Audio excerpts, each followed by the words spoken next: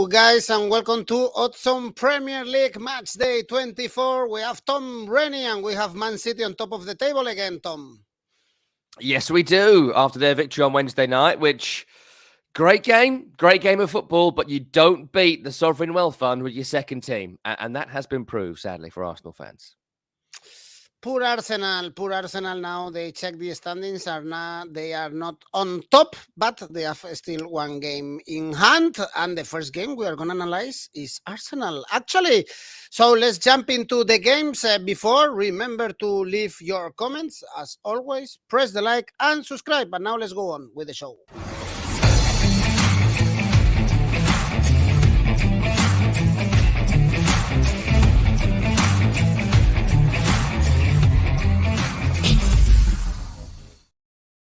And the first game is Aston Villa Arsenal. Tom, it's going to be interesting to see how they react after losing the leadership after 3 winless games. The last game away was a hard defeat against Everton, and it won't be easy. We know that Villa Park is not an easy ground to go there and win. Tough test now for Arsenal to see if they still believe, of course, in going back to the title race.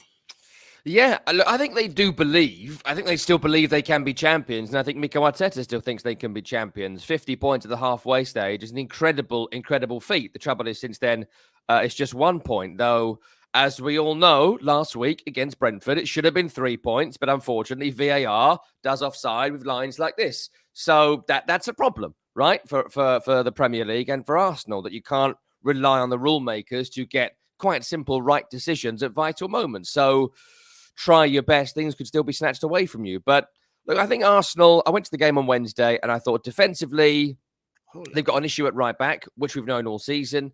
Ben White has, for whatever reason, fallen out of form or favour. And Takahiro Tomiyasu, within 3 minutes, you thought there's a problem here. This guy's just not up to the standard of everyone else around him. He's not a good enough right back for a team trying to win the Premier League title. It was error after error after error. Then finally an error led to Kevin De Bruyne's goal. I saw him against Brighton recently. It may have been the first or second game back after the World Cup.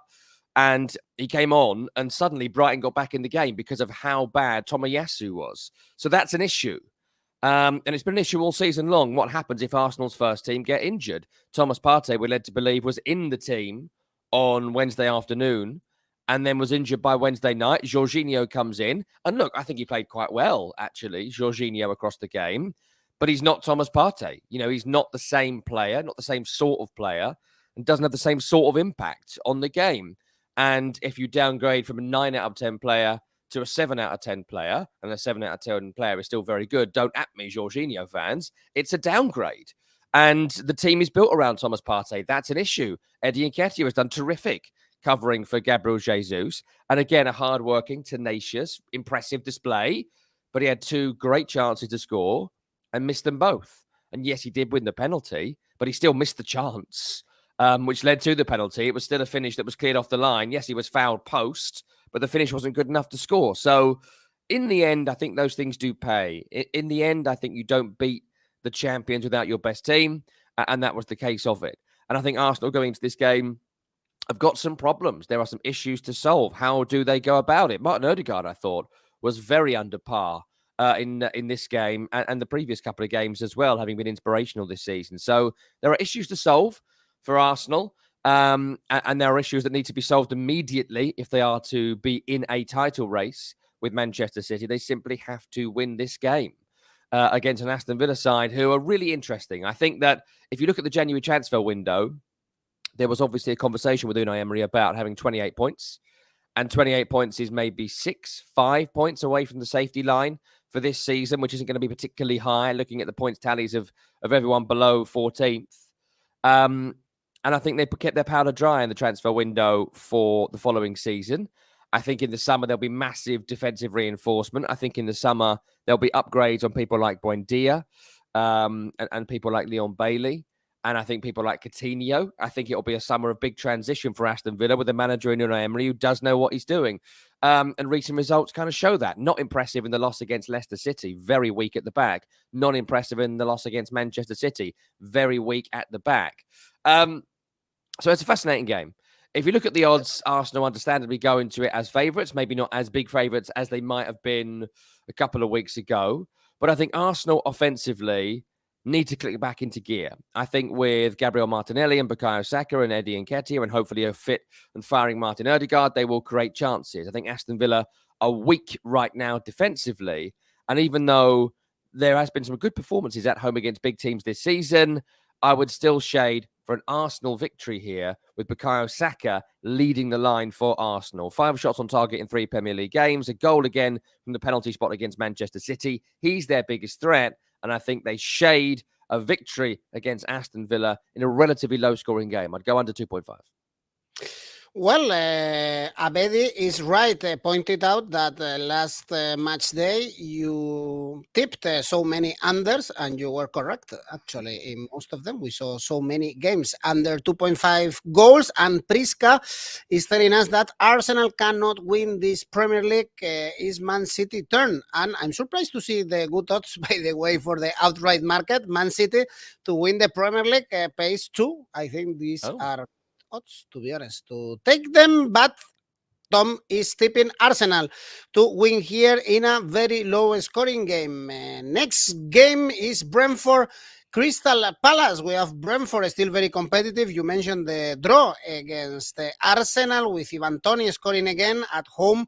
They are even better, as we all know. They won the last 3 games, and we have Palace that they are still unable to win a game, winless in the last 6, still far away from the relegation, though, 7 points gap. Yeah, look, I think Brentford this season, terrific all campaign long. They play a very basic but very competitive brand of football. You have to beat Brentford.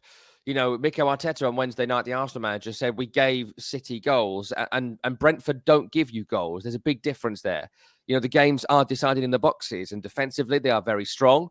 I think Ben Mee has been one of the signings of the season, their central defender. And I think in the other box, in Ivan Toney, he will take most chances that come his way. Against Arsenal last weekend, there wasn't much in the game in terms of chances. One he hit the bar, the other he scored. I know that goal should have been disallowed, but that's not through any fault of Ivan Toney. At home, just 1 defeat all season.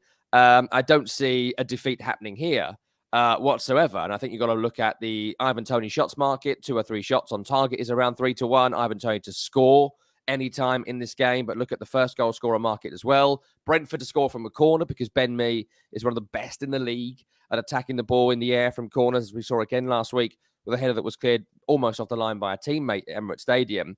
So all sorts of Brentford win here. And the other part of that is that Crystal Palace got a draw against Brighton last week. And number one, it was because of VAR disallowing the winning goal for Brighton. And number 2, just sheer fortune. Like Brighton, again, when they play Crystal Palace, those big rivals, dominated them. They dominated them from first minute to last. And it could have easily been 5 or 6-0 on balance of play. It should have been 5 or 6-0. Palace were just not in the game. They were not in the game. And you mentioned the 7-point buffer. They still don't have enough points to stay in the Premier League. And that might be something they've got to start thinking about. No Zaha, no Anderson, no Hughes, no Richards, who's come in and done a good job replacing Anderson in recent times. They can't score. They don't defend. There's not a deep squad there. And I think there are a whole bunch of issues right now. And I'd still be looking at the Crystal Palace to go down market. I think they'll be in the bottom 5 come the end of this season. If not the bottom 3, I think it would take a catastrophic run of results for that to happen.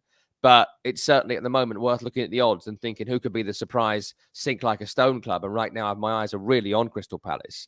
But in this game, go Brentford win, Toney scores, and Brentford score from a corner.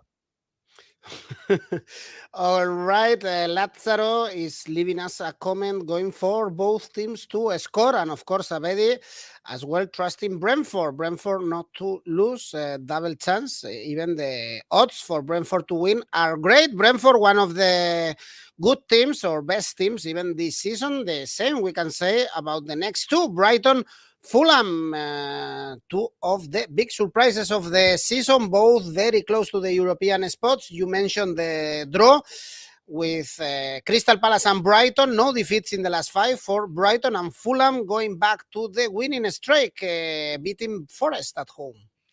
Yeah, two outstanding teams this season with maybe not players that you'd think are going to get moves to Champions League clubs or Big Six clubs or Super League clubs or whatever, but incredibly well coached. Two teams that are delivering on what their coaches want. Brighton, since replacing Graham Potter, have had an attacking verve, and Fulham, even when they've not had Mitrovic, have found ways to win this season, which is not something I expected. Defensively strong, offensively effective, if not thrilling. And I think Fulham showed that against Nottingham Forest last week. Look, Brighton, it was a weird one last week against Crystal Palace because it was almost a bit like a Graham Potter performance in that they had 70, 80% possession, but just couldn't put the opponent away. And, you know, when they do get that striker, and it might be Evan Ferguson in the next couple of years, it might be someone they bring in. When they do, they're going to be devastating to teams because defensively, so difficult to break down, so difficult to get the ball off of. And another player just keeps stepping up to be the outstanding player. I thought Estupiñán was incredible last week. Karol Mitoma has been incredible for weeks on end. 5 shots on target in 3 matches. Great goal-scoring run to boot. Look at that market. Mitoma, 2 or 3 shots on target, 3-1, 5-1, depending on how many you want to go for. Great at home. Great in general. And look at the high possession stats for Brighton in this game as well.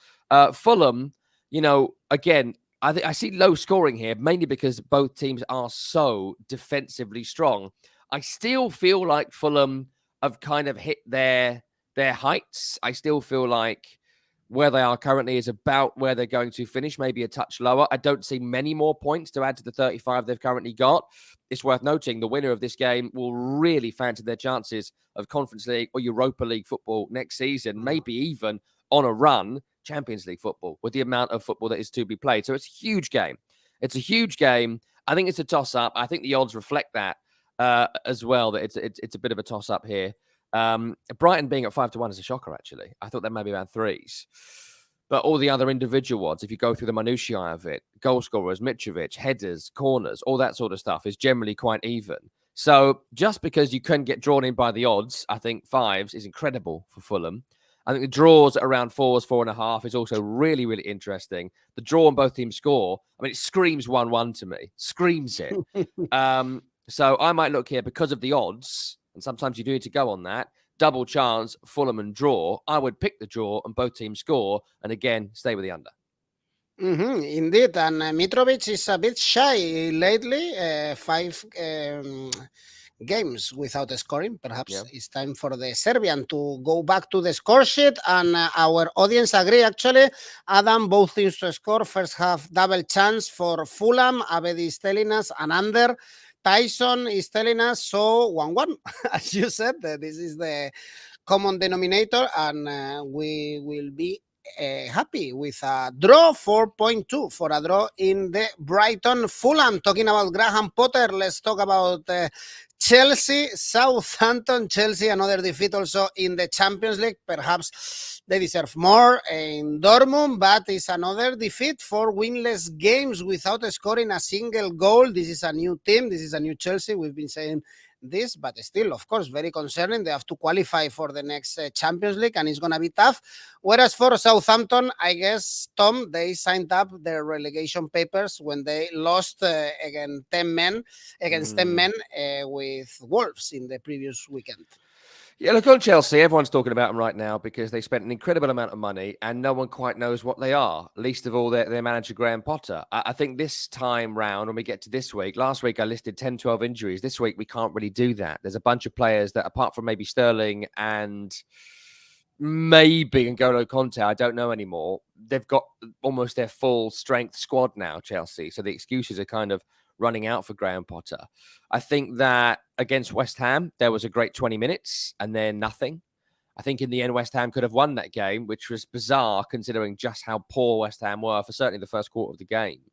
But defensively, there are lapses. The midfield, how do they really play? And offensively, you know, we do get drawn in by transfer fees, but I think we're all asking at the moment, how good is Mudryk? I don't know. How good is Madueke? I don't know. How good is Enzo Fernandez? I don't know. Look, I think they're all good. Obviously, I'm not saying they're poor players, but I don't know how good they are in terms of their transfer fee and playing in this team at this time. There's a reason teams don't buy 7, 8, 9, 10, 12, 15, 20, 25, 30, 40 players in the same window because you have to get to know each other. You have to train together, play together, learn about each other. Then you add another thing and another thing over time. It's a gradual process. No one does this. And I think for a reason that you're seeing right now, that at the moment, no one quite knows where they are, and who the bloke is next to them. So there are issues there. The good news for them is that the worst team in the league is coming. And look, they had to sack Nathan Jones, Southampton, because he was a farce, a total farce. He was saying things in press conferences that were moronic, something about a Welsh wife and being a PE teacher. Like, it was really erratic. His team were trying to bang it forward to non-existent strikers and work the channels like this is 1993. The crowd hated him. The players hated him. I get the feeling he hated everyone there. He was like the guest at a wedding that turned up and punched the groom, kissed the bride, and threw the cake down the stairs. Like, it was a ridiculous appointment. He did a really bad job. As we speak, Jesse Marsch is not in. Apparently, that might now not happen, which means caretaker boss in charge. But look, in the end, Southampton don't have a Premier League squad. They only have one Premier League player in James Ward-Prowse. There's a possibility that Chelsea don't hit their straps and Southampton get something from this game. So if you want to jump on a draw at 5-1 because you don't think Chelsea are going to click, I can see that. But not with my money. I think Chelsea win. I think Chelsea win not comfortably, but I think they win without any massive foul-ups this week. I think you're looking at a few markets here. You're looking at Chelsea to win without conceding.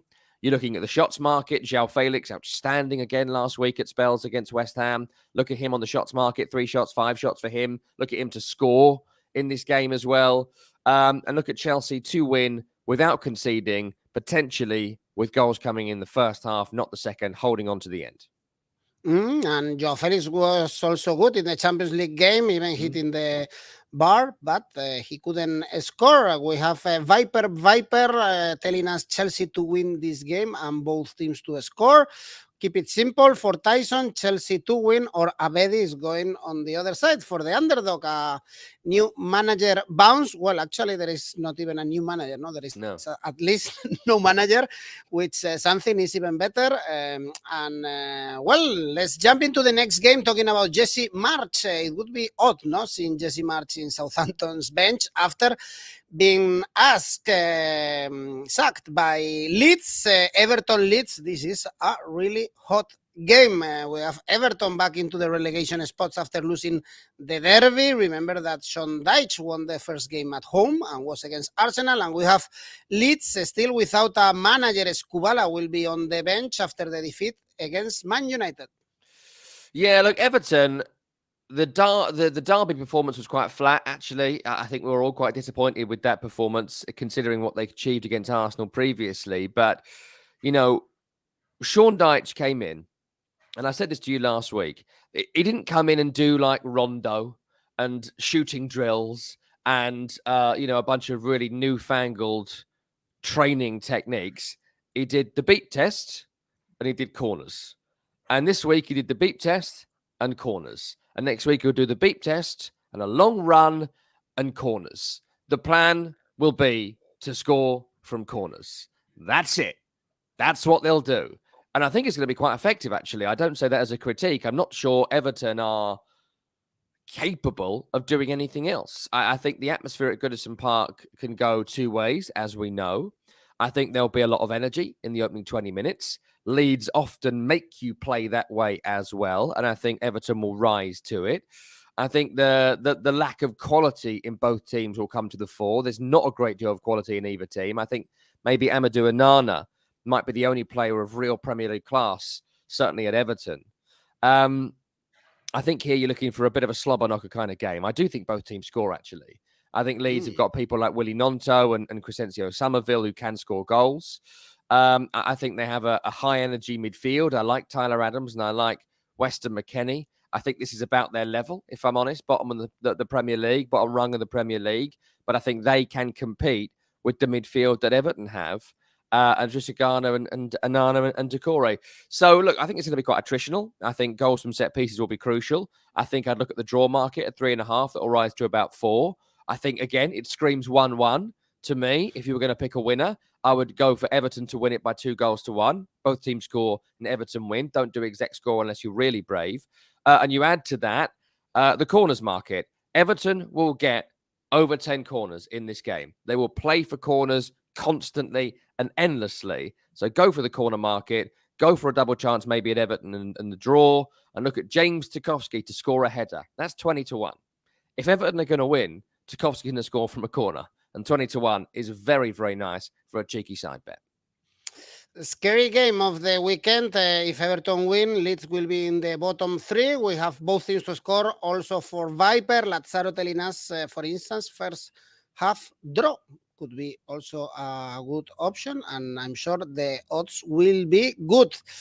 Another team in the relegation battle, but far away right now, is Nottingham Forest. Nottingham Forest, Man City. It turns out, Tom, that Man City can win the league.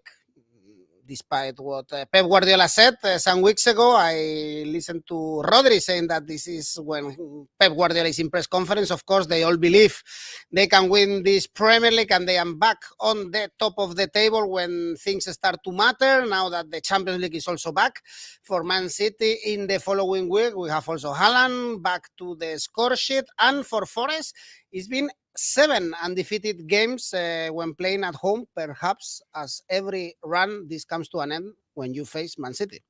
Yeah, and when they've won games as well at home, Nottingham Forest, they've not been particularly good, actually. The games they've won at home have been real scrapers. You know, they beat Leeds United by 1-0, West Ham United by 1-0, Crystal Palace by 1-0. They beat Leicester by 2-0, draw against Chelsea 1-1.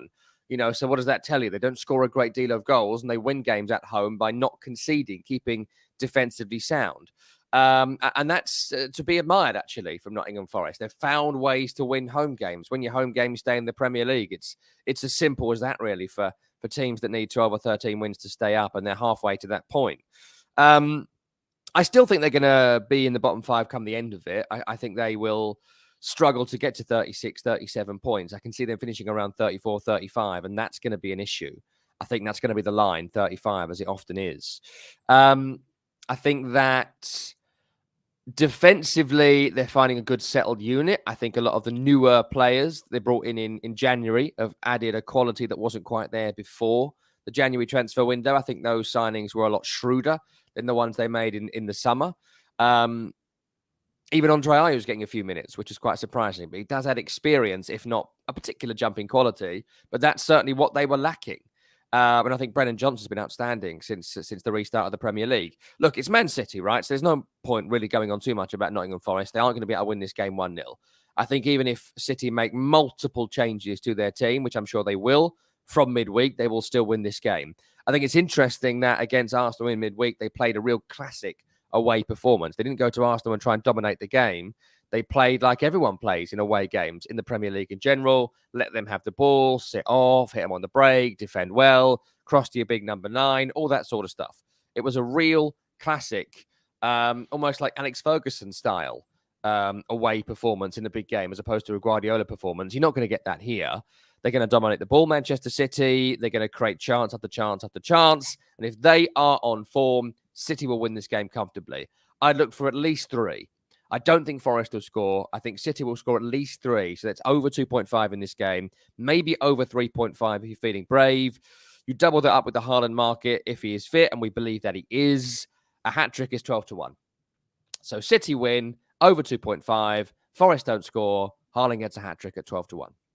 Was a 6-0 at the Etihad, and our audience agree with you, Tom. Haaland to score a hat-trick, Haaland to score a brace, Man City to win 2-0. Well, different options, of course, all with Man City to win, apart from Yves, who is trusting Nottingham Forest. Good luck, who knows? Perhaps there is a big surprise there. Next game, Wolves, Bournemouth, and with Wolves, really far now. Well, really far, far from the relegation spots. With Lopetegui, they are getting good results. Now, I believe, is 5 points away from Everton. Key victory against Southampton. And this is a massive game for Wolves and for Bournemouth, of course, still without victories. They lost the last 6 away games. Everything is very negative for Bournemouth. The problem is that the odds for Wolves to win are so low to trust this team. Tom, only 1.7. Oh, we don't have Tom. Let's see if he is back to comment with us. This Wolverhampton Wanderers, Bournemouth, Wolves actually back-to-back victories. They beat Southampton, they beat Liverpool away, and they've changed with Lopetegui. They are getting really, really good results. Was one of the teams that we believe they were going to go down to the championship, but they got the victories even against Southampton. They were playing down to 10 men, and they came back and scored 2 goals in the second half. The last one scored by Joe Gomez to win the game. Tom is completely afraid of this game. It's a scary game of the weekend, this Wolverhampton Bournemouth. But here we have Tom. Are you scared of this Wolverhampton Bournemouth? Yes. I know it's not going to be a great game to watch, but perhaps we can win some money with this one. I know you don't like Lopetegui as well, but come on, tell me something about this one. I got bored of your intro. I checked out emotionally of the intro as what happened there. Look, I think that Lopetegui, I still don't think he's done much. I still don't think he's improved much. I still don't think Wolves play good football. I still am a bit surprised about the turnaround that he's put on there. I think that there's a lot of individual maverick quality at Wolverhampton Wanderers, right? And that wasn't being harnessed by Davis, the caretaker manager, by Bruno Lage previously. I think that Lopetegui has found a way to get some of these players to do something in a fit of peak in games. And also, it's worth noting, and I will give him credit for this, actually, I'm being probably a bit too harsh, that they do go to the end. Look at some of the points they're picking up this season, Wolverhampton Wanderers. They've done it late. The game goes on. It goes deep, and they find a way to win late on, as they did against Southampton last week. That was as much about Nathan Jones's terrible coaching and Southampton's lack of confidence as it was about Wolverhampton Wanderers. But I do think it was a brilliant late victory for them. Or they have 10 men for an hour or so in that game. So that was impressive. And you can see why they're quite low odds here. The trouble is with odds like this, because they're big favourites because of who Bournemouth are, I don't have a great deal of faith in them to win at 1.73. So you just can't really go for that, I don't think. This might be an avoider for this weekend, because I do think Wolves will probably shade it, and they'll shade it in a low-scoring game. Again, look at the under, look at Wolves win without conceding. But Bournemouth, they're just so poor. They're just so poor. The players they brought in during the transfer window, are they upgrades on what they had previously? Yeah, I suppose. In the same way that having a treble mint is better than having a polo, because there's not a hole in the middle. Like, that's great, but this is another mint, isn't it? Do you know? Hardcore mint reference there. So, look, I don't think that Bournemouth are going to stay in the Premier League, and I've said that all season long. I think that Gary O'Neill has done as best he possibly can with a pretty poor squad. I think you saw some moments last week against Newcastle, some moments against Brighton, some moments against Forest where the spirit is there, but in the end, the quality does matter. And I just don't see the quality in this Bournemouth team. Their best player is Dominic Solanke, and I don't think he is a Premier League player. I think that the back line, Stevens, Senesi, Smith, Samura, I don't see how that is a Premier League quality defence. And in midfield, Jefferson Lerma, Philip Billing. Again, I think they're proven championship players, lower level Premier League players. Lerma's a booking waiting to happen. Always look at that market with Jefferson Lerma. And I just don't see them winning. So look, go for a Wolverhampton Wanderers win. Go for low scoring. Go for it being under 2.5, maybe even under 1.5. I think 1-0 gets the job done, and Wolves win without conceding. But the money is not good, as we are saying. Wolves to win 1.7. This is very low, and everybody here agrees actually on Wolves to win. But again, not great odds. Better odds in the last game we have on Saturday. Newcastle Liverpool. The problem is that Newcastle, they are in bad form. 5 draws in the last 6 games. And Liverpool, apart from winning the derby, they are awful when they are traveling. Only 2 victories this season away from Anfield. And they face Real Madrid in the following week. Yes, horrible game. What a horrible game this is for Liverpool. And a terrific chance for Newcastle to get revenge after what happened earlier in the season at Anfield, win what is often a marquee game in the Premier League, and also reignite their season. You're absolutely right to mention what's happening to Newcastle at this moment in time is that, it often happens with teams that when they have a great first half to the season, teams have worked out what they have been doing. Teams work out how they play and how to stop them, and not having Bruno Guimaraes for some games, not having Alexander Isak. He's still not quite blooded into this team. I know Almiron scored last week, but his form has dropped off. You could go on with Newcastle. They're just looking for a new formula, with the old formula being a bit found out. They've got 41 points. Is that the peak of the season? Will it be a stumble for another 10, 20 points? Maybe get to 60 points and have a nibble at the Europa League and Champions League? That might be the story of it. So this kind of game is absolutely crucial. Unexpected points are what bring you unexpected results in the Premier League. I think the loss of Callum Wilson is massive, actually. I think him being injured last week, as good as I think Alexander Isak is, I think Callum Wilson is the exceptional forward in this team. I think he brings everyone else into play and brings everyone else together. And the fact that he's likely missing for this game, if he's back, great. But as we speak, we hear he's going to be missing. Still no Bruno as well after that silly suspension in the Carabao Cup. That's a huge problem too, because there's no one who's anywhere near his level to replace him. So there's all sorts of issues there for Newcastle United: form, fitness, and availability. With Liverpool, they've got all those issues and even more on top of that. I think Diogo Jota came back to the bench against Everton in midweek, so that might be a boost for them. Still no Diaz, and we're hearing that the Thiago's going to be missing for a little while as well in midfield. But if you've got the players fit again, you then got to get them firing again. And, defensively, without Virgil van Dijk, if he can start this game from the bench on Monday, that might make a difference. But he's not been the player he once was. Midfield, I don't know what the right makeup is. And Jurgen Klopp certainly doesn't know what the right makeup is. And offensively, Salah hasn't really fired all season long. The makeup of the front three, still TBC every week. And Darwin Núñez has been good, but massively inconsistent. He's a fun watch, but he's certainly nowhere near the caliber of a Sadio Mane, who left the club in the summer and has been such a massive loss to that forward unit. So, really odd game this. Really, really odd game. The form suggests neither team is going to win. The caliber of the game in terms of the season puts so much stress upon it. Liverpool, you've got to remember, are used to playing in these massive games. And Liverpool have got to start winning these sort of games to claw back the gap on Newcastle, who'll be the team they are focusing on in the Champions League places. If Newcastle win it, I just can't see a scenario where Liverpool find a way to get above them. It's a huge 6-point swing, this game. I think that it will be a thriller, actually. I think that Newcastle, if they concede the first goal, and they may well concede the first goal, they don't concede many goals, Newcastle still. I think it's 12 or 13 this season, I think now. I think Newcastle have to come out of their shell, which will be great for us. And there's something about this game. It just delivers. There are certain games that I think just give you entertaining games more often than not. There's something about black and white against red that just gives us something. I think that both teams know what's on the line.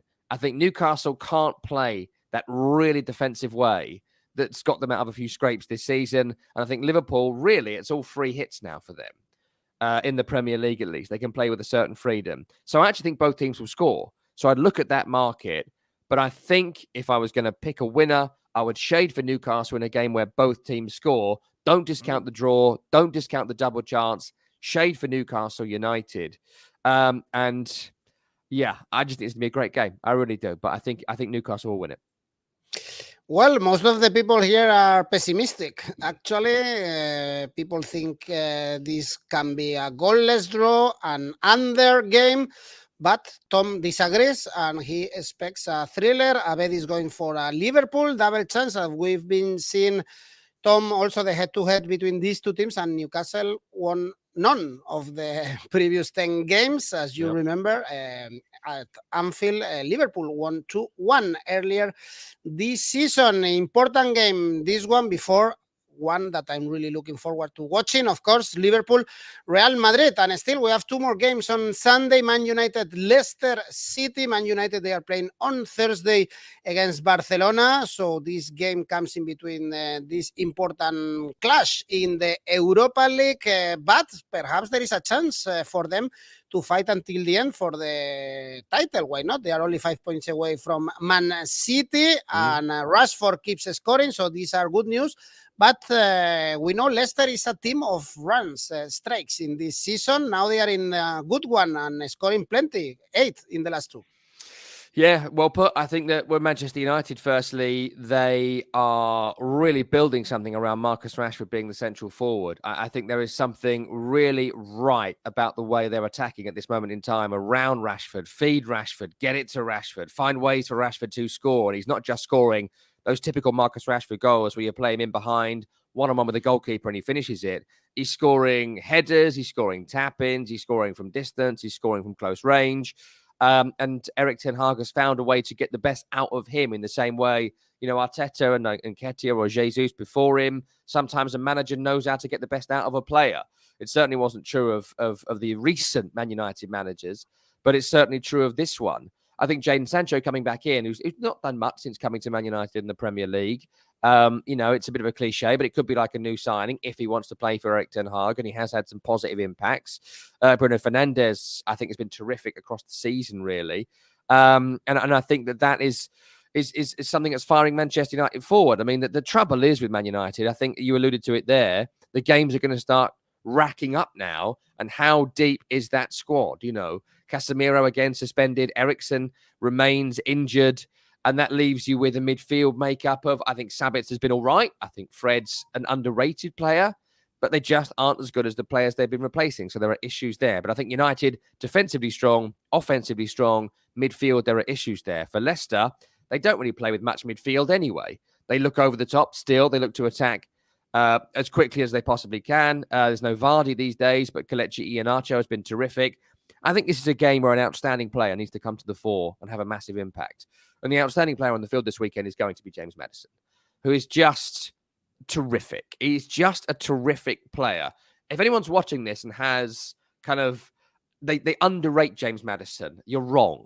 You're wrong. He is just superb. Go back to Tottenham last week. He is a player who picks the ball up on the half turn under pressure.